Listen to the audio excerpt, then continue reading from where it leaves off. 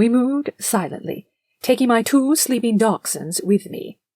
If I left them behind, they might elect to go back to sleep and remain in their bed in my bedroom, but I wouldn't be able to guarantee they wouldn't howl at my absence or go looking for me, and it remained imperative that Agent Garrett not know about my nighttime excursions.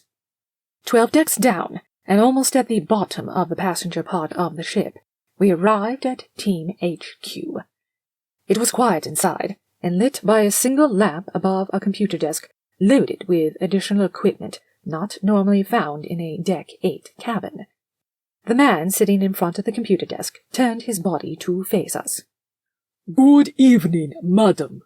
He nodded his head dutifully first at me, and then Alistair. "Captain."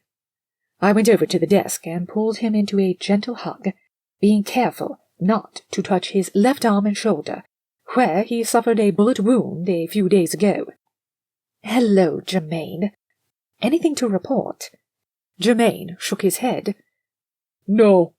I think she is simply too savvy for us to cut her out like this." He pushed his chair back from the monitor screen and stood up, stretching his long body to work out the kinks from being scrunched up for so long. We were crammed into cabin 34782 on Deck 8, which I booked for a detective friend of mine to stay in. Who am I? Good question. I used to be Mrs. Charlie Fisher, bored housewife with a rubbish job as a cleaner. I probably would have remained in that job and that life forever, had I not caught Charlie, quite literally, with his pants down, in my best friend's bedroom. Our divorce is right around the corner, but I have a more pressing matter to deal with first, that of the Godmother. The Godmother sits at the head of an organized crime syndicate, and she wants me dead. That's problem enough, but it gets worse, because she is so powerful and well-connected that she cannot be caught by the authorities. Her organization had been around long enough to have corrupt people inside every law enforcement agency on the planet, plus politicians in their pockets, judges, lawyers.